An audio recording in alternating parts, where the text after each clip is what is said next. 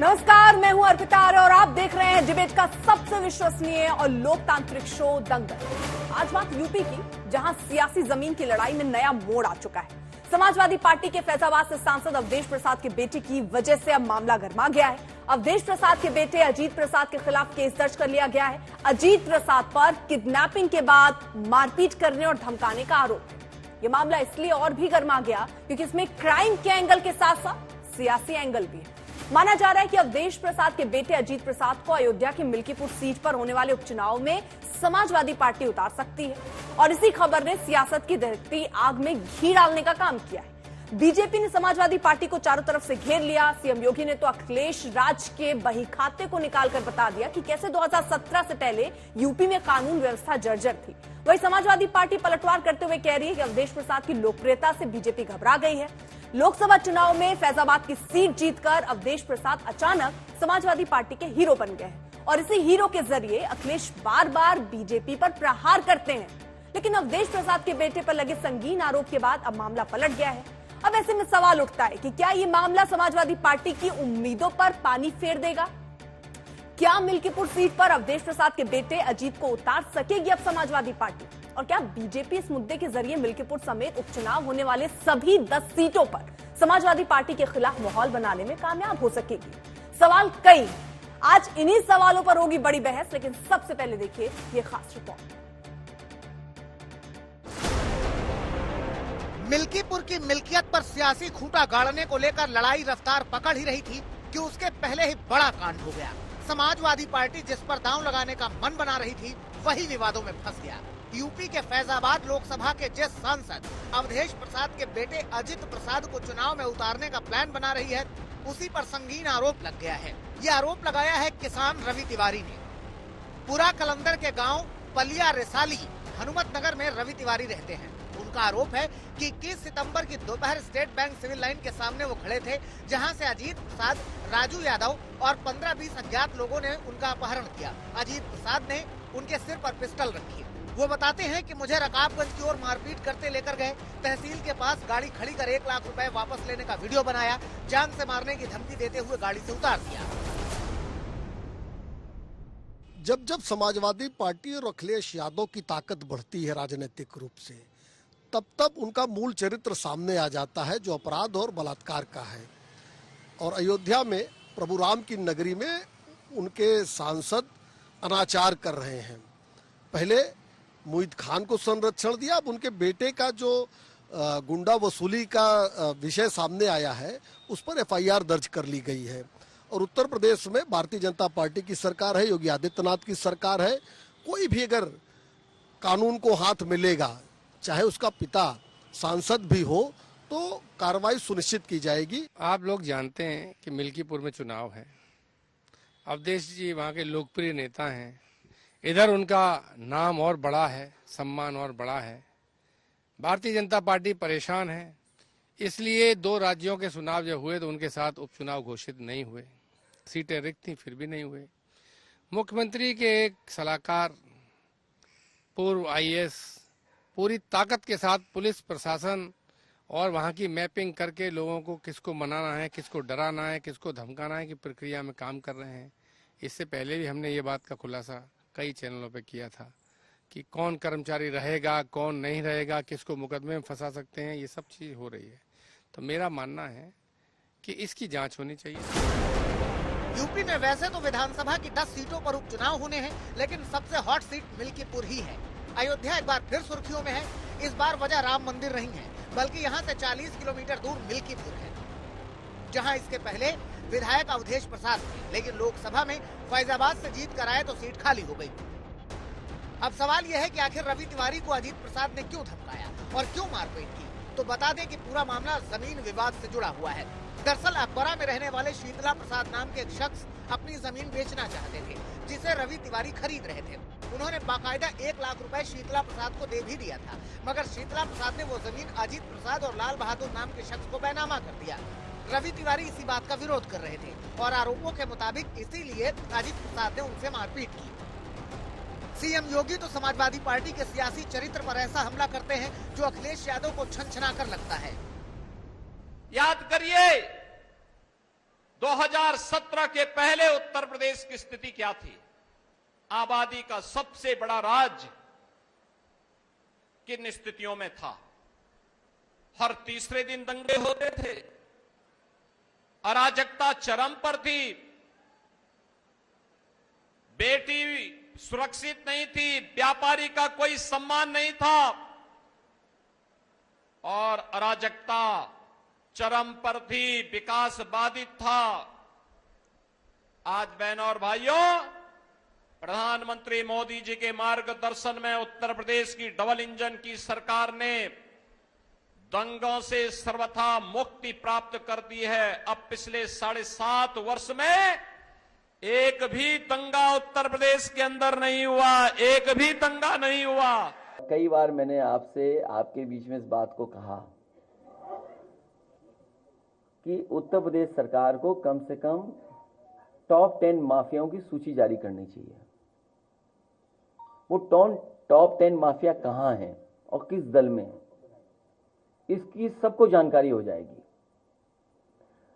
मुख्यमंत्री जी पहले मुख्यमंत्री हैं जिन्होंने अपने मुकदमे वापस लिए हैं और कितने गंभीर मुकदमे लिए हैं, कितने गंभीर मुकदमे लिए हैं, ये हमारे आदरणीय माता प्रसाद पांडे जी सब जानते हैं उनके बारे में।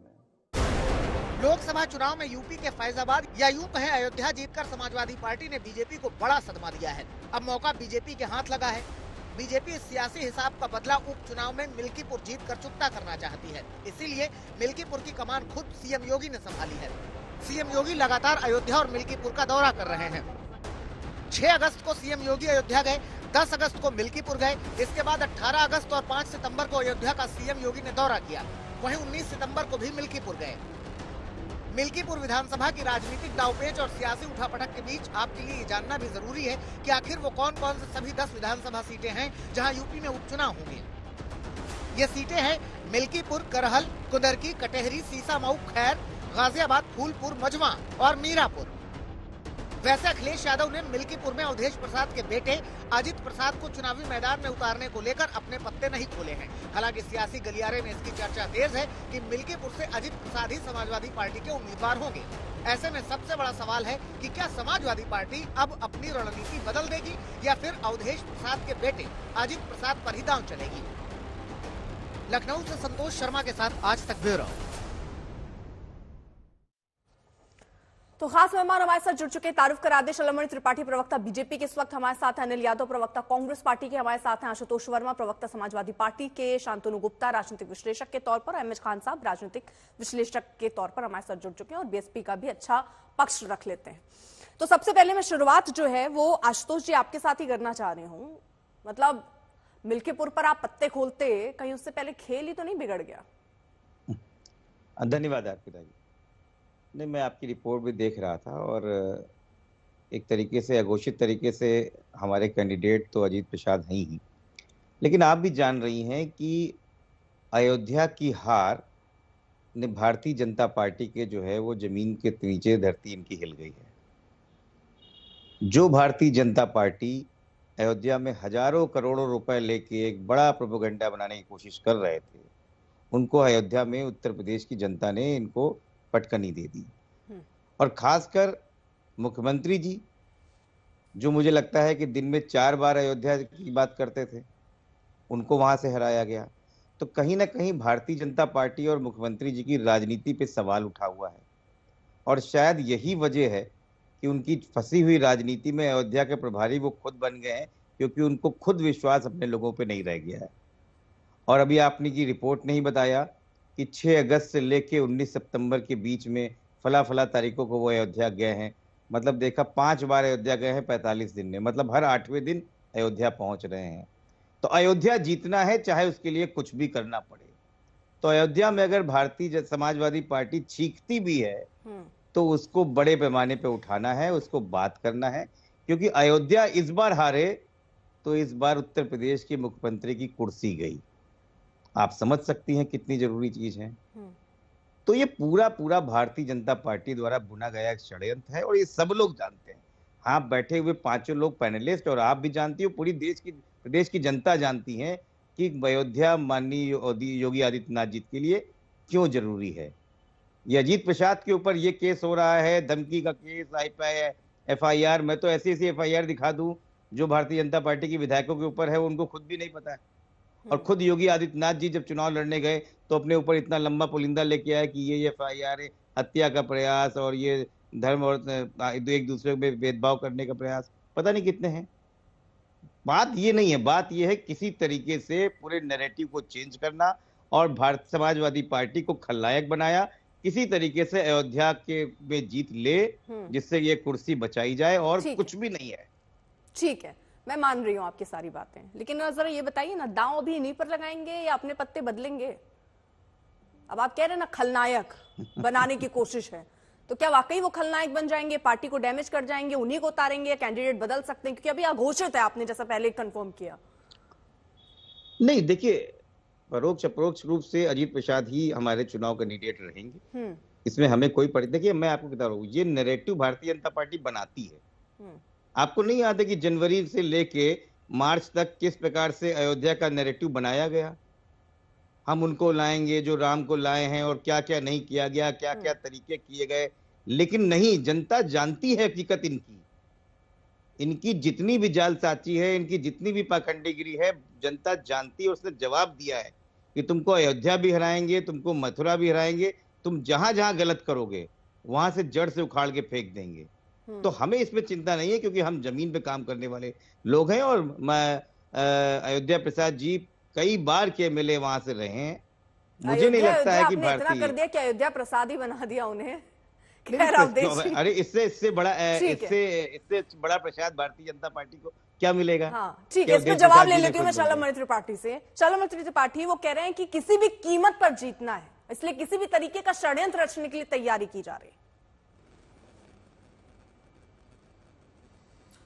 देखिए अर्पिता, हर घटना के बाद समाजवादी पार्टी वही दलील देती है कि ये चुनावी हथकंडा है, चुनावी कोशिश है, चुनावी इसको लेकर जो चुनाव में जो परिणाम आया उसके चलते ऐसा किया जा रहा है। मैं तो कुछ नाम आपके सामने रखना चाहूंगा। पहला नाम है नवाब सिंह यादव का। इनका नाम है नवाब सिंह यादव। इन पे आरोप है एक बच्ची के साथ बलात्कार करने का, उसके साथ बहुत ही वाहियात हरकत करने का, बहुत ही गंदी हरकत करने का। और समाजवादी पार्टी के बड़े नेता हैं, तब भी समाजवादी पार्टी ने यही कहा कि नहीं, नवाब सिंह यादव बेगुनाह है, महापुरुष हैं, उनके साथ वो ऐसा कर ही नहीं सकते, उनके साथ तो राजनीतिक दुश्मनी निकाली जा रही है। और बड़े नेताओं ने कहा कि नहीं, DNA टेस्ट लाओ, पहले DNA टेस्ट लाओ तब हम मानेंगे। परिणाम क्या हुआ? नवाब सिंह यादव कहां चला गया?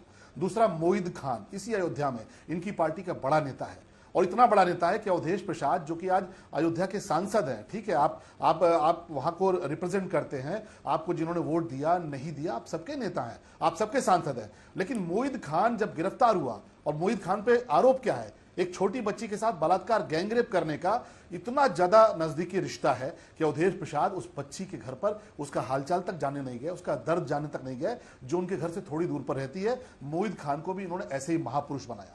इरफान सोलंकी इनकी समाजवादी पार्टी के MLA हैं, आज तक जेल से रिहा नहीं हो पाए, जुडिशरी ने उनको जमानत नहीं दी।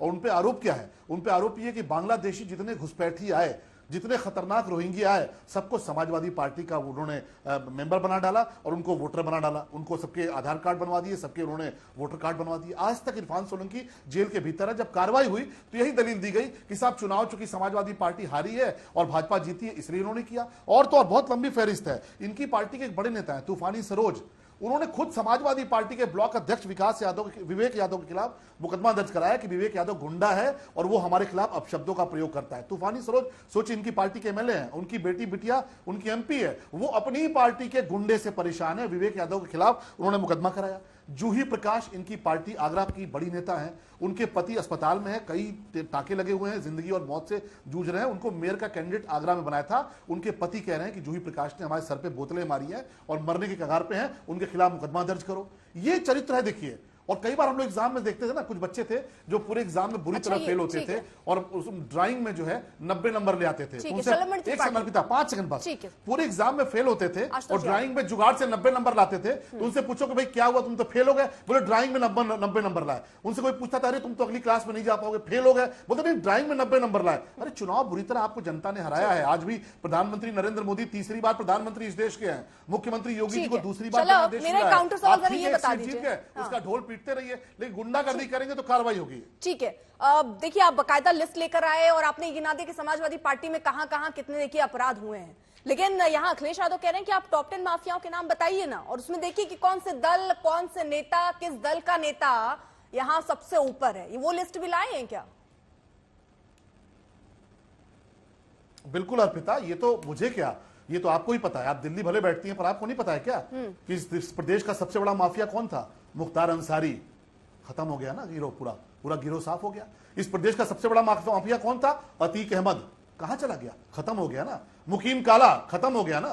तमाम सारे गुंडे माफिया जो थे वो खत्म। मुकीम काला से लेकर तमाम सारे जो गिरोह थे खत्म हो गए ना। और पहली बार ऐसा उत्तर प्रदेश में हुआ अर्पिता। पहले क्या होता था कि लोग सुप्रीम कोर्ट जाते थे और कहते थे, कौन जाता था? कृष्णानंद राय की विधवा जो वाइफ है वो जाती थी, अलका राय, और सुप्रीम कोर्ट में जाके कहती थी हमें न्याय दीजिए, पति की हत्या हुई है, उनको 40 गोलियां मारी गई, न्याय दीजिए, उनकी शिखा तक काट ली गुंडों ने, हमें न्याय दीजिए। पहली बार ऐसा हुआ उत्तर प्रदेश सरकार में कि गुंडे माफियाओं के रिश्तेदारों के साथ समाजवादी पार्टी सुप्रीम कोर्ट जाती है और कहती है गुंडों के खिलाफ कार्रवाई हो रही है, गुंडों के खिलाफ बुलडोजर चल रहा है, गुंडों का इनकाउंटर हो रहा है, उन पर गोलियां चल रही है, पुलिस पे गोलियां चलाते हैं। तो ये पहली बार हुआ, ये चरित्र है इनका। मैं पूछता हूं, जरा पूछे ना, इसी लखनऊ में बैठते हैं हमारे डॉक्टर साहब भी, आशुतोष वर्मा जी हमारे मित्र हैं। श्रवण साहू, इसी उत्तर प्रदेश लखनऊ में श्रवण साहू के इकलौते बेटे की हत्या मुख्तार अंसारी गैंग में जेल के भीतर से कराई थी। पहली बार हुआ है, बहुत बड़े व्यापारी थे, उनके इकलौते बेटे की हत्या हुई। एक छोटा सा रिएक्शन आशुतोष, बहुत कुछ नया हुआ है, क्योंकि अब अपराधी को केवल अपराध के हिसाब से नहीं, उसकी जाति के हिसाब से भी तय किया जा रहा है। भाई तुम्हारी जाति क्या? अच्छा, अब अखिलेश यादव क्या कह रहे हैं कि यूपी में स्पेशल ठाकुर फोर्स है, वो डीएनए टेस्ट की बात करते हैं, जाति को देखकर अपराध कैसे तय होगा? भाई एक तो सियासत तक तो सीमित था, समझ आता है कि हमारी पार्टी वालों पर साजिश हो रही है, अब आप जाति भी ला रहे हैं उसमें, आप ये कह रहे हैं कि स्पेशल ठाकुर फोर्स है, आप अगर उसमें ये तमाम चीजें जोड़ रहे हैं तो ये क्यों? ये सियासत का कौन सा स्तर?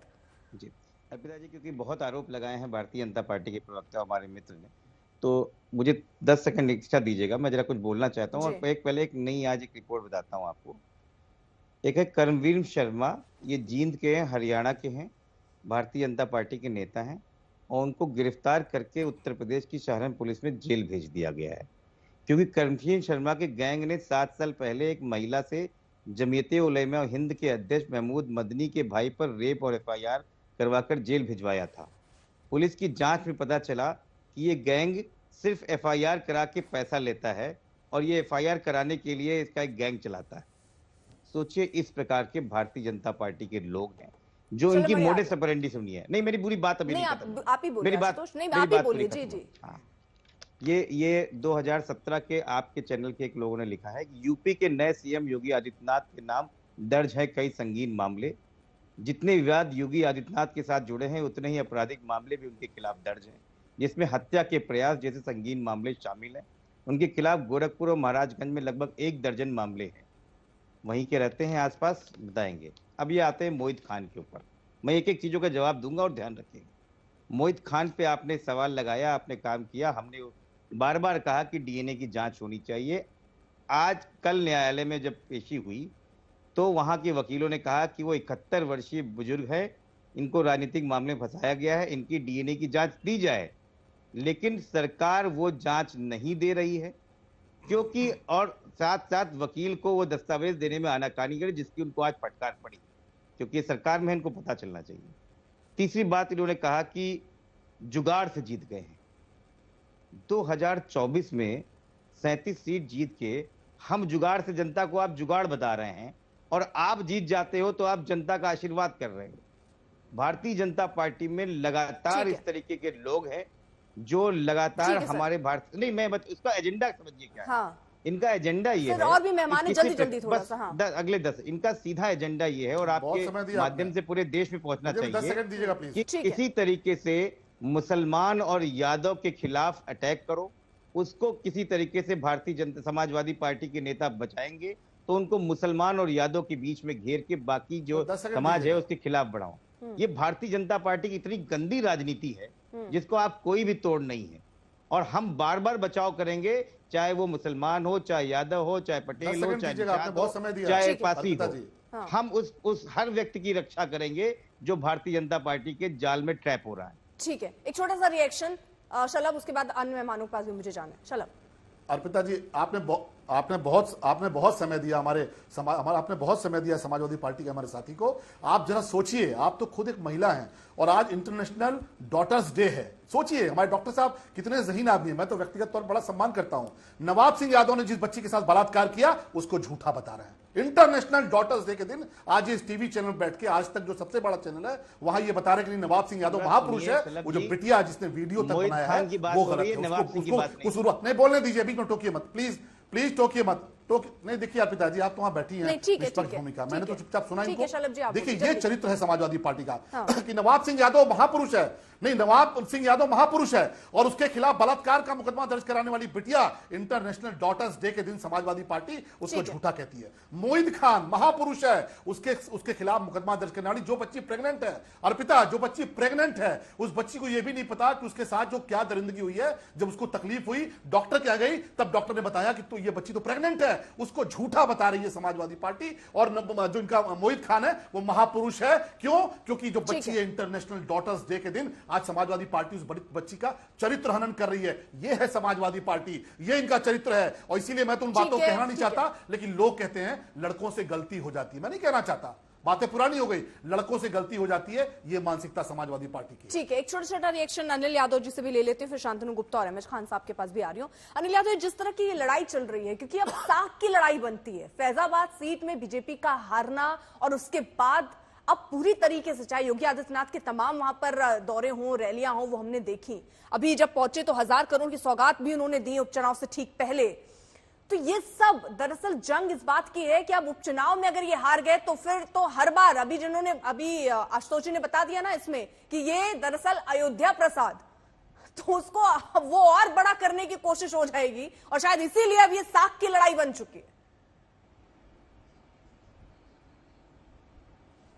अर्पिता, मुझे लगता है कि इससे ज्यादा दुखद कुछ नहीं हो सकता कि जिस प्रदेश की जनता ने मुख्यमंत्री योगी आदित्यनाथ जी को 250 से ज्यादा सीटें दी और दूसरी बार मुख्यमंत्री बनाया, वो सिर्फ 10 सीटों के मुख्यमंत्री बनकर सीमित हो गए हैं। आज आप देख लीजिए प्रदेश में कहीं कोई हत्या हो, कोई बलात्कार हो, उन्हें कोई फर्क नहीं पड़ता। आधे टाइम कभी वो मिल्कीपुर में होंगे, कभी कटहरी में होंगे, कभी गाजियाबाद में होंगे, सिर्फ इसलिए कि वहां चुनाव है। बाकी प्रदेश का क्या? आप पूरे प्रदेश को छोड़ देंगे कि भाई जलने के लिए? मैं आपको आंकड़ों के साथ पेश करता हूं, उन्हें कोई फर्क नहीं पड़ता कि बेटियों के एक साथ कहां दुष्कर्म हो रहा, कहां हत्याएं हो रही है। बलिया में आज भी एक 6-7 साल की बच्ची से दुष्कर्म हुआ है। कल कानपुर में एक लड़के को दिन दहाड़े बीच सड़क पर पीटा गया, डंडों से पीटा गया, उसकी हत्या हो गई। क्यों? क्योंकि उसकी बहन एक केस में गवाह थी। यह हालत है आपके प्रदेश की। और 2 दिन पहले की घटना बता रहा हूं, भदोही में एक नाबालिग बच्ची इसके साथ दुष्कर्म हुआ, उसकी हत्या हुई और उसके शव को नाले में फेंक दिया गया। अब प्रदेश के मुख्यमंत्री तो चुनाव में बिजी है, तो कहां जाएगा यह प्रदेश? आज भी आप शलभ भाई तो जानते हैं, आप भी पूछ लीजिएगा, आज भी वो हरियाणा का प्रचार कर रहे हैं। उन्हें उत्तर प्रदेश की कोई परवाह नहीं है। हरियाणा में जाके कह रहे हैं कि भाई खट्टर जी ने 9.5 साल बहुत अच्छा काम किया है। उनको यह भी नहीं पता कि भाई खट्टर जी ने इतना खराब काम किया कि मोदी जी भी आजकल उनका नाम लेने से बच रहे हैं। अब मुझे लगता है कि देखिए, चिंता है योगी आदित्यनाथ जी को सिर्फ और सिर्फ अपनी कुर्सी की। वो जानते हैं कि जैसे ही ये 10 सीटों का चुनाव वो हारेंगे तो जो दिल्ली वाले बैठे हैं वो इस कुर्सी की दोनों टांगे ले जाएंगे और ये कुर्सी जो है डगमगा जाएगी। और जो इनके अगल बगल जो यूपी में दो खड़े हैं ना कुर्सी के साइड में, राइट और लेफ्ट, वो तपाक से कुर्सी पकड़ लेंगे। दुख की बात यह है कि जहां आप जाति की बात कर रहे हैं, धर्म की बात कर रहे हैं, देखिए मैं मानता हूं कि जहां तक 10 सेकंड दे दीजिए, मेरी बात पूरी हो जाए। आपने बार बार मोहित खान का जिक्र किया। मैं कह रहा हूं कि अयोध्या में किसी जो भी दुष्कर्म होता है उसकी निंदा होनी चाहिए, उसकी भर्त्सना होनी चाहिए। लेकिन ये क्यों देखा जाता है कि भाई ये आरोपी यहाँ पर कौन है कौन नहीं है? इसके बाद भी एक दुष्कर्म हुआ है, एक बच्ची जो राम मंदिर में सफाई करती थी। ठीक है अनिल जी, एक सवाल मेरा है, आप यहाँ ये बता रहे चलिए कि कम से कम कुर्सी की लड़ाई है, आप ये कह रहे हैं कुर्सी की लड़ाई है। एक तरफ योगी आदित्यनाथ है, केशव प्रसाद भी है, यहाँ पर ब्रजेश पाठक भी है। इस कुर्सी के इर्द गिर्द कांग्रेस का कौन सा नेता दिखता है? मैं ये कह रहा हूं कि ये लड़ाई कुर्सी की हो, लेकिन नुकसान यहाँ पर प्रदेश की जनता का हो रहा है। 69,000 अगर कांग्रेस पार्टी को भला करना है तो कांग्रेस पार्टी का बड़ा चेहरा कौन है उत्तर प्रदेश में चला गया? आपने जितनी जगह पर गिना दिया, कौन गया इन लोगों से मुलाकात करने के लिए? प्रियंका गांधी कहाँ है आजकल? आप मुझे लगता है अर्पिता जी शायद आप लोग ग्राउंड पे नहीं जानकारी रखते हैं। सर, हर मामले में हमारे प्रदेश अध्यक्ष वहां पर पहुंचे हैं और आप जिन मैं अभ्यर्थियों की बात कर रहा हूँ 69,000 उनके साथ अजय राय जी साथ खड़े हुए हैं, कई बार मिलके आए हैं। हमारे उससे पहले प्रदेश अध्यक्ष अजय राय लल्लू जी वो लगातार उस मुद्दे को उठाते रहे हैं। आप कैसी बात कर रहे हैं? कोई मुद्दा बताइए, बलिया का हो, भाई सोनभद्र का हो, हमारे नेता लगातार जा रहे हैं। और आप बताइए ना, हाथरस का जब मामला हुआ था, प्रियंका जी गई थी, डीएनडी पे यही योगी जी की पुलिस थी कि भाई उस दलित की बच्ची को न्याय दिलाने जब वो जा रही थी तो यहाँ पर पुलिस लगा दी गई थी। और तो और राहुल गांधी जी को धक्का देकर प्रियंका गई है ना, इसलिए मेरा सवाल था कि वो है कहाँ, क्योंकि अभी हाल फिलहाल रिपोर्ट दिख नहीं रही। अधिकार दिलाने की बात कर रहे हैं। मुझे लगता है कि जब चुनाव होता है, जब राष्ट्रीय स्तर के नेता होते हैं तो उनकी अपने अपने प्रदेश, हर प्रदेश के प्रति जिम्मेदारी होती है। योगी आदित्यनाथ जी उत्तर प्रदेश के मुख्यमंत्री हैं, आप उनसे सवाल नहीं पूछ रही कि वो हरियाणा क्या करने गए हैं। हरियाणा की जनता ने थोड़ी ना उनको वोट दिया है, लेकिन आप राहुल गांधी जी से जानना चाहती हैं, जबकि हरियाणा के लोग राहुल गांधी का तो जिक्र भी नहीं किया सर मैंने, दे रहे हैं तो वो राहुल गांधी का तो जिक्र भी नहीं किया। चलिए मैं शांतनु गुप्ता जी से एक छोटा सा रिएक्शन है। सर मुझे 2 मेहमान और हैं, उनके पास मैं जा नहीं पाई हूँ, चलो आ रही हूँ इसके बाद। जरा मैं शांतनु जी एक रिएक्शन आपसे और एमएच खान साहब आप। शांतनु।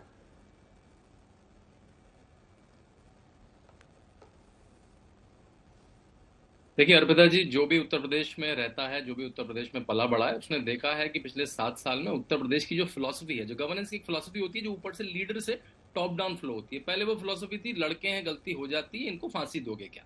मतलब गलती होगी ठीक है, अगर वो मेरी पार्टी का होगा, जिस जात से मुझे वोट मिलता है, जिस धर्म से मुझे वोट मिलता है, तब मेरे लिए वो गुनाहगार नहीं है। अब वो 180 डिग्री बदल गया।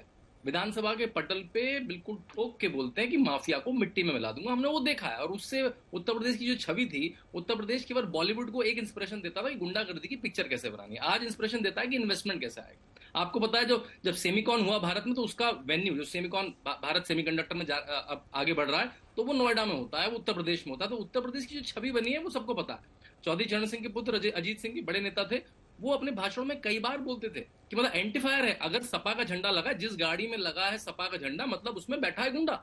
ये कोई कहने की बातें नहीं है। तो आपको देखा, जिनको जेलों की सराखों के पीछे होना चाहिए था, वो मुख्तार अंसारी, वो अतीक अहमद, वो आजम खान, भूमाफिया आजम खान मैं तो कहूंगा, वो लोग संसद और विधानसभा के गलियारों में थे, उनको प्रोटेक्ट किया गया। मुलायम सिंह की तो फिलॉसफी थी, उसके आसपास के जितने लोग आज भी बताते हैं भाई कि ऐसे लोग बनाओ जो बूथ कैप्चर कर सकें आपको, ऐसे लोग बनाओ जो आपको भूमाफिया हो, जो आपको कट दे सके। तो वो फिलॉसफी आज चेंज हुई है, तो वो तो बचाएंगे, वो नवाब सिंह नागर को भी बचाएंगे, वो मोहित खान को भी बचाएंगे, वो अजीत प्रसाद को बचाएंगे। गुंडों को बचाना, उनको सेफगार्ड करना, उनको पॉलिटिकली बड़ा बनाना समाजवादी पार्टी की यहाँ पे फिलॉसफी रही है, आरजेडी की बिहार में फिलॉसफी रही है। कैसे मैं गुंडाडम को, गुंडा राज को इंस्टीट्यूशनलाइज कर दूं पूरी राजनीति में, वो समाजवादी के कोर में है। तो उसमें किसी को सरप्राइज नहीं होना चाहिए। एमएच खान जी बैठे हैं, बताएंगे मायावती पे तो जानलेवा हमला किया था, कि हम मायावती को चुनावी रूप से नहीं हरा सकते, चलो उनको निपटा दे। गेस्ट हाउस कांड किसको नहीं पता? तो वो उनकी संस्कृति है, वो मतलब उसमें हमें सरप्राइज क्यों है, उसमें हम डिबेट क्यों कर रहे हैं? वो समाजवादी की संस्कृति है और वो वैसे ही उसी संस्कृति पे चल रही है समाजवादी आज। लेकिन एक छोटी सी चीज में मैं समझना चाह रही हूँ, क्या ये वाकई डैमेज कर रहा है ऐसी जो कई घटनाएं हाल फिलहाल चुनाव से पहले भी हम देख रहे हैं, अभी जस्ट ये मिल्कीपुर की जो घटना सामने आई उपचुनाव से ठीक पहले, और वो कैंडिडेट जो अघोषित है, लेकिन ज्यादातर तो यही है कि उन्हीं को टिकट मिल रहा था, लेकिन अब उस तरह की घटनाओं पर उन पर आरोप लगना, क्या कोई डैमेज समाजवादी पार्टी को आप देखते हैं होगा इससे? देखिए अर्पिता जी, ये एक फिनोमेना जब भी देखिए, वैसे तो बहुत समय से समाजवादी पार्टी को कोई सक्सेस नहीं मिली। जब से पार्टी अखिलेश यादव ने छीनी है पिताजी से और चाचा जी से, तब से 14 में, 17 में, 19 में, 22 में उनको कोई सफलता मिली। यहाँ पे जहां छोटी सी सफलता मिली, पहली बार उनका झूठ चल गया कि भाई संविधान बदल देंगे, संविधान खराब हो जाएगा, आरक्षण चला जाएगा, वो जैसी बिक गया, वो खटाखट पैसे आ जाएंगे, एकदम से देखिए अराजकता बढ़ने लगी। जैसे ही समाजवादी पार्टी को ताकत आती है, वो ये नहीं कि उस ताकत का इस्तेमाल करें कि नेशनल लेवल पे जाएं, बड़े काम करें, लोगों के सामाजिक काम करें, वो गुंडागर्दी बढ़ती हुई दिखेगी। उनके कैंडिडेट अलग तरह से बिहेव करेंगे, वो किडनैपिंग करेंगे, वो मारपीट करेंगे। ये समाजवादी पार्टी का जब सरकार में होती है तब भी, और जब भी उसकी ताकत बढ़ती है तो गुंडागर्दी बढ़ती है उस प्रदेश में। ठीक है, एमएच खान साहब एक छोटा सा रिएक्शन आपका भी। जी बोलिए, सवाल पूछिए। ये जिस तरह से मिल्कीपुर को लेकर जो राजनीति चल रही है, आप बीएसपी का अगर पक्ष रख पाए तो बीएसपी की अपनी रणनीति क्या दिखती है, और इससे कितना फर्क पड़ेगा जब अभी एक कैंडिडेट जो घोषित नहीं हुआ लेकिन आसार उन्हीं के हैं नाम की, और उससे पहले इस तरह के बड़े आरोप अगर लग जाते हैं, तो क्या इसका असर होगा वहां पर? नहीं, देखिए मैं राजनीतिक विश्लेषक के रूप में हूं, उसी तरह से मैं बात करूंगा। अच्छा जी। देखिए अभी सभी पैनलिस्ट ने अयोध्या का नाम लिया और मोहित खान का नाम लिया। मोहित खान के ऊपर जो बलात्कार का आरोप लगा है उस पर वो लड़की, उसके माँ बाप 2-3 महीने से हर थाने पे, हर चौकी पे जाके पूछते थे कि हमारी FIR लिख लो, हमारे साथ ये घटना घटी है। किसी ने नहीं लिखा।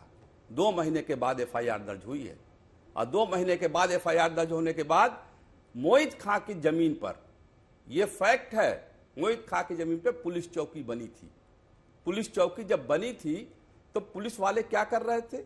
मोहित खान अपराधी था तो मोहित खान को पहले, सबसे पहले ये कहना चाहिए कि तुमने ये सब कब्जा कर रखा है, हटाओ यहां से। नहीं, पुलिस चौकी वहां पर बनी हुई थी। अब पुलिस चौकी पर बुलडोजर नहीं चला। अब आइए यहां इनका का नाम अवधेश प्रसाद की बात। इनके केस में भी 2 दिन पहले घटना हुई है। ये 2 दिन पहले, 2 दिन के बाद FIR दर्ज हो रही है। पुलिस क्या कर रही है? पुलिस तो कुछ करती ही नहीं है जब तक किसी कोई इशारा न मिल जाए, कोई बात न मिल जाए। ये बिल्कुल लॉ एंड ऑर्डर फेल्योर है उत्तर प्रदेश का। अगर 7 साल में एक मुख्यमंत्री। ठीक है अहमद खान साहब, आ रही हूं। एक बड़ी खबर इसी बीच आ रही है। हरियाणा की रैली में योगी आदित्यनाथ का एक बड़ा बयान सामने आया कि ऐसी कोई गलती मत करना कि आपस में बटे तो कटे। हरियाणा की रैली में योगी आदित्यनाथ का ये बयान, और हाल फिलहाल काफी ऐसे बयान योगी आदित्यनाथ की तरफ से आए हैं जिसमें वो इस तरह की बात करते रहे हैं, जिसमें उन्होंने इससे पहले जो बयान दिया तो उसने कहा था कि बटेंगे तो कटेंगे। याद रखना, और मैं यही कहने के लिए आज आपके पास आया हूं, बहन और भाइयों, कोई ऐसी गलती मत कर देना कि जो आपस में बटे। याद रखना, बटे तो कटे, ये कभी नहीं होने देना है। और एक कांग्रेस का जो हाथ है ना, ये अभी हालात को और बिगाड़ने के लिए आया है। कांग्रेस का हाथ बिगाड़ेगा हालात, और विकास की जो रफ्तार है, नायब सिंह। चलम मणि त्रिपाठी, जरा मुझे ये बताइए कि योगी आदित्यनाथ के स्वर इतने बदले हुए क्यों हैं? चुनाव जिस तरह एक तरीके से समाजवादी पार्टी वहां पर अच्छी सीट ले आती है, साख की चुनाव बन जाता है इस वक्त, लेकिन इस तरह के बयान कि बटेंगे तो कटेंगे, और ये एक बार नहीं है, बार बार हर रैली में, हर जगह योगी आदित्यनाथ का ये कहना क्या संदेश देता है? नहीं अर्पिता जी, ये तो योगी जी ने करनाल में कहा है। करनाल में तो समाजवादी पार्टी का मुझे लगता है कि उनको अपना सिंबल भी नहीं मिला है, कोई दूसरा सिंबल मिला है। वहां समाजवादी पार्टी क्या है, लेकिन हाँ योगी जी जो बात कह रहे हैं कि बटे तो कटे, ये बात बिल्कुल सही है। राजस्थान में बटे, बोलने दीजिए प्लीज, हमारी बात नहीं सुनेंगे। अरे प्लीज बोलने दीजिए भाई खान साहब। सर एक सेकेंड, सर बड़ी खबर आ जाती है तो उससे बात करना पड़ता है ना सर। एक सेकेंड, आ रही हूँ अहमद खान साहब। उसके बाद फिर हमको बोलने देना चाहिए आपको। अरे वो बोल लेंगे, उसके बाद आपके बोल देंगे। अहमद खान साहब रुक जाइए, आप धैर्य रखिए सर। अरे खान साहब मेरे बात बोल दीजिएगा प्लीज। अब देखिए राजस्थान बटे, योगी जी ने कहा बटे तो कटे। राजस्थान में देखिए बटे थे तो कन्हैयालाल शर्मा जी कट गए। आप देखिए कर्नाटका में बटे तो आज गणेश जी को भी गिरफ्तार किया गया। कर्नाटका के भीतर किस प्रकार से आप देख रहे हैं। हिमाचल में स्थिति देख लीजिए कि लोगों को सड़कों पर उतरना पड़ रहा है अपनी संस्कृति को बचाने के लिए, अपने धरोहर को बचाने के लिए। और उत्तर प्रदेश में तो ऐसे कटे थे कि 400 दंगे हुए थे। तो अच्छे लोगों को बंटना नहीं चाहिए। योगी जी का कहने का मतलब यह है कि जो अच्छे लोग हैं समाज में उनको बंटना नहीं चाहिए। अगर अच्छे लोग बटेंगे तो बुरे लोग उनको काटेंगे, वो कटेंगे। उत्तर प्रदेश का कौन नहीं देखता इतिहास कि उत्तर प्रदेश में 400 दंगे हुए। मुजफ्फरनगर में क्या जाट भाई मारे नहीं गए क्या? मुजफ्फरनगर में क्या दलित भाइयों का कत्लेआम नहीं हुआ? सचिन और गौरव नाम के 2 बच्चे थे जो अपनी बहन की अस्मिता बचाने गए थे कि बहन के साथ छेड़खानी मत करो, और मुजफ्फरनगर का दंगा हो गया। दोनों भाइयों की हत्या की गई और पूरे मुजफ्फरनगर में दंगा हो गया। ठीक है, यहाँ 2 तरीके एक राजनीति नजर आती है। दंगे नहीं हुए समाजवादी पार्टी, यहाँ बीजेपी की अपनी है चलम मणि त्रिपाठी, और यहाँ आशुतोष वर्मा और समाजवादी पार्टी की अपनी राजनीति है। वो बात करते हैं, अभी जब उन्होंने बात की तो उन्होंने जाति का जिक्र कर दिया, उन्होंने दलितों की बात कर दी, उन्होंने मुसलमानों की बात कर दी। और चलम मणि त्रिपाठी जब बात कर रहे हैं तो अच्छे और बुरे, यानी अच्छे बटेंगे तो बुरे उन्हें काटेंगे। ये भी अलग तरीके के नैरेटिव सेट कर रहे हैं। अच्छे बुरे, हमने कोई जाति धर्म की बात नहीं की। हमने कोई जाति धर्म की बात नहीं की। हमने अच्छे और बुरे लोगों की बात की। अच्छे लोग बटेंगे तो कटेंगे। ठीक है अहमद खान साहब, अधूरा आप पूरा कर दीजिए सर। देखिए सलम मणि त्रिपाठी जी की मैं बहुत रिस्पेक्ट करता हूं। जो योगी आदित्यनाथ जी ने कहा कटोगे तो बटोगे, उसके साथ एक चीज और जोड़ दी थी, एक लाइन कि देखो बांग्लादेश में क्या हुआ, कैसे हो रहा है, बांग्लादेश में क्या हुआ। तो इशारा क्या था? ये जरा बताइए अर्पिता जी, उस लाइन को सलम मणि जी नहीं बोल रहे हैं, उस लाइन को नहीं बोल रहे हैं कि कौन कटेगा। जब आप जैसा सक्षम मुख्यमंत्री है, जैसा कि सलम मणि जी कह रहे हैं, तो कौन कटेगा? अगर बट भी गए तो कौन कटेगा?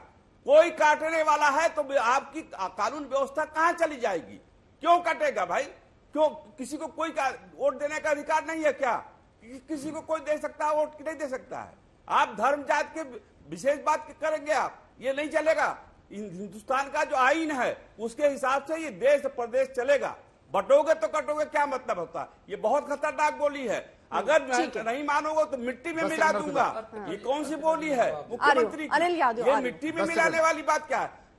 और उसको कानून व्यवस्था अगर ध्वस्त है तो सारे ठीक है, वो ही कह रहे हैं। बांग्लादेश का एग्जाम्पल भी तो साथ साथ दे रहे हैं। आप यहाँ अच्छा बुरा कह रहे हैं शलम मणि त्रिपाठी, या योगी आदित्यनाथ भी सीधे तौर पर क्या कहना चाह रहे हैं सबको सब स्पष्ट है, जितने लोग बैठे हैं। हाँ तो नहीं, बांग्लादेश में भी अच्छे लोग बटे तो देखिए वहां कटने की स्थिति आ गई। और तो और छोड़िए, आपने देखा होगा मऊ दंगे में जब समाजवादी पार्टी की सरकार थी, अच्छे लोग बट गए तो मुख्तार अंसारी दंगों में जिप्सी के ऊपर बैठ के दंगे कराता था। किसको याद नहीं है? समाजवादी पार्टी की सरकार थी, अच्छे लोग बटे थे तो मुख्तार अंसारी जिप्सी पे बैठ के खुलेआम घूमता था। प्रयागराज में अच्छे लोग बटे थे तो अतीक अहमद ने दंगे कराए, अतीक अहमद ने हत्याएं कराई, मुकीम काला ने हत्याएं कराई। तो अच्छे लोग बटेंगे तो कटेंगे। बांग्लादेश अच्छे लोग एकजुट हुए तो जो इस प्रकार की ताकत एग्जाम्पल दे रहे सारे मुस्लिम ही है। मैं जवाब दे दूं अर्पिता जी। एमएच खान साहब को मजा आ गया बस। हिंदू मुस्लिम देखने का नजरिया मेरा नहीं है। हाँ। हिंदू मुस्लिम देखने का नजरिया मेरा नहीं अर्पिता। मैं तो स्पष्ट कहता हूं कि जो अच्छे लोग बटेंगे तो बुरे लोग उनको काटेंगे। और बुरे लोग कौन? क्या मुख्तार अंसारी बुरा नहीं, क्या महापुरुष है क्या? ये अनिल भाई के लिए हो सकता है, अनिल भाई गलती नहीं है। इनकी जो नेता है प्रियंका वाड्रा, उन्होंने मुख्तार अंसारी को छुपा कर रखा था। और हम नहीं कह रहे, आम आदमी पार्टी की सरकार के गृह मंत्री ने कहा कि मुख्तार अंसारी को बाकायदे छुपा कर रखा गया था पंजाब के जेल में। और जब बार बार अपील प्रियंका वाड्रा से मुख्तार अंसारी को भेज दो, ये भेजते नहीं थे। ठीक है, अनिल यादव देखिए जिस व्यक्ति पे अपना प्रदेश नहीं संभल रहा है वो कभी हरियाणा में जाकर बात करते हैं, कभी बांग्लादेश की बात करने लगते हैं। अपने यहाँ के क्राइम पे तो बात करते नहीं है। यही यूपी है ना, एनसीआरबी के आंकड़ों में यही उत्तर प्रदेश है जो महिला उत्पीड़न में नंबर 1 पे चल रहा है, जुडिशियल कस्टडी में नंबर 1 पे चल रहा है भाई, आपकी एनकाउंटर के मामलों में नंबर 1 पर चल रहा है। दूसरी बात मैं ये कहना चाहता हूं, देखिए अब हो क्या गया है कि जनता ने योगी जी का नेतृत्व पूरी तरीके से नकार दिया। ये हमने पिछले लोकसभा में देखा, 62-63 सीट वाले आधे हो गए। अब जनता ने नकार दिया ये तो जानते हैं, लेकिन दिल्ली वाले ना नकार दें इसलिए उलझुल बयान देना है। क्योंकि आपको पता है कि बीजेपी की पृष्ठभूमि ये रही है कि जो जितना खराब बयान देगा, जितना पोलराइज करेगा, जितना भाई से भाई को लड़ाने की बात करेगा, उतना वो आगे बढ़ेगा। तो उनको अपने नेताओं को खुश करने के लिए इस तरह के बयान देने पड़ते हैं। और एक और कारण है कि क्योंकि इस प्रदेश में जो अव्यवस्था फैल रखी है उस पर ध्यान ना जाए, इसलिए ये इस तरह के बयान देते हैं। आशुतोष वर्मा। नहीं देखिए, मुझे लगता है कि भारतीय जनता पार्टी के लोग और खासकर विश्लेषक अच्छा, ये पहले मुझे आप ये बता पाएंगे क्या, ये जैसा अच्छा बुरा बता रहे हैं, कौन अच्छा कौन बुरा आप समझ पा रहे हैं? देखिए अर्पिता जी, सबको समझ में आ रहा है। मैंने आपको कहा, देखिए इस पूरे तथ्य की मर्म को समझिए। योगी आदित्यनाथ जी के साथ स्थिति बड़ी नाजुक हो गई है। दिल्ली दरबार साथ नहीं दे रहा है, उत्तर प्रदेश की मुख्यमंत्री की कुर्सी फंस चुकी है, क्योंकि किसी को उम्मीद नहीं थी कि उत्तर प्रदेश में जनता इतना बड़ा करेगी और उसमें योगी आदित्यनाथ कुछ ना कर पाएंगे। तो अब ये कह रहे हैं भाई कुर्सी खाली करो।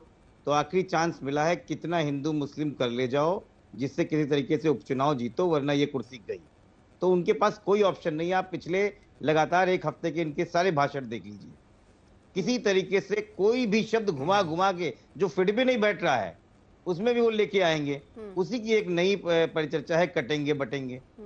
मैं ये, लेकिन आशुतोष जी इसमें गलत क्या है मुझे ये बताइए ना। हर इंसान, मतलब कोई भी राजनीतिक दल अपने हिसाब से राजनीति कर रहा है कि नहीं? आप भी तो इसमें दलित ले आ रहे हैं, मुस्लिम ले आ रहे हैं, यादव ले आ रहे हैं। गरीब क्यों नहीं है? गरीब बेरोजगार क्यों नहीं है? केवल ये शब्द क्यों नहीं है? आप भी तो जाति धर्म, आप भी तो जाति ला रहे हैं, धर्म के हिसाब से राजनीति कर रहे हैं। क्या गलत है सर? हर इंसान अपनी अपनी सुविधा के हिसाब से राजनीति कर रहा है। ठीक, अर्पिता जी मैं बोल लूं फिर आप उस पर सवाल। अरे भाई, संविधान में लिखा है कि धर्म के आधार पर राजनीति नहीं हो सकती। ये जो व्यक्ति संवैधानिक पद पर बैठा होता है वो धर्म की राजनीति नहीं कर सकता है, वो कसम खाता है संविधान की। अर्पिता जी, ये मैं किसी व्यक्ति की बात नहीं कर रहा हूँ, या किसी नेता की बात नहीं कर रहा हूँ। ये उत्तर प्रदेश में शपथ लिए हुए मुख्यमंत्री की बात कर रहा हूँ। और 1 हफ्ते के आप रिकॉर्ड दिखा दिए। मैं चैलेंज करता हूँ आज तक के सिर्फ 20-20 सेकंड की क्लिप दिखा दीजिएगा, कोई बता सकता है कि मुख्यमंत्री बनने लायक है कि नहीं है। जो खुलेआम बोल रहे हैं कि हिंदू मुस्लिम करा के रहेंगे। आप क्या बात कर रही हैं? हम सब लोग जानते हैं कि उनकी पूरी की पूरी राजनीति इसी पे चमकती है। इस पे एक रिएक्शन अगर चला एक बार भी उसके ना बोले। और ठीक है, अर्पिता छोटा जी, सा दूसरी बात ये कुलदीप सिंह सेंगर, चिन्मयानंद वाली पार्टी हमको बता रही है हमें क्या करना है। ठीक ठीक, ये शांतनु पहले जी अपने आगे। आप के देखे। आज भी एडीआर देती है उत्तर प्रदेश के ठीक है। एमएलए में 44 चलो जल्दी से। एमएलए हाँ। भारतीय जनता पार्टी के हैं जिनके ऊपर सुन क्रिमिनल लीजिए, रिकॉर्ड्स सुन लीजिए। हैं। अरे क्या उनके ऊपर कोई एक्शन हुआ? ये अनिल जो भाई, हामिद selective अंसारी राजनीति याद है कि भारतीय भूल गए जनता आपको? पार्टी की है, अनिल ये भाई, खतरनाक है। हामिद अंसारी और ये आपको नहीं याद है दिखता कि भूल गए? शांतनु गुप्ता जैसे लोगों को हो गया आशुतोष भाई, महिमामंडन कर रहे हैं। अरे सुन लीजिए आशुतोष भाई, सुन लीजिए। अनिल भाई, आपको हामिद अंसारी याद है कि भूल गए? इस देश ने उपराष्ट्रपति के पद पर सुशोभित कराया था और बड़े गर्व के साथ कहते थे कि मैं पहले मुसलमान हूं, उसके बाद में उपराष्ट्रपति हूं, वंदे मातरम नहीं बोलूंगा। आपके शिंदे आपकी सरकार के मंत्री थे, कहते थे हमने पहला मुसलमान आईबी चीफ बनाया। राहुल गांधी कहते थे, मनमोहन सिंह कहते थे संसाधनों पर पहला हाथ फिलहाल मुसलमान देखिए का समय है। इतनी की तो इजाजत आपको देता देश है की माफी जनता के साथ जानती जिनके है। जिनके पास मैं नहीं आ पाई हूँ। बहुत बहुत शुक्रिया आप लेकिन सभी का हमारे साथ जुड़ने के लिए।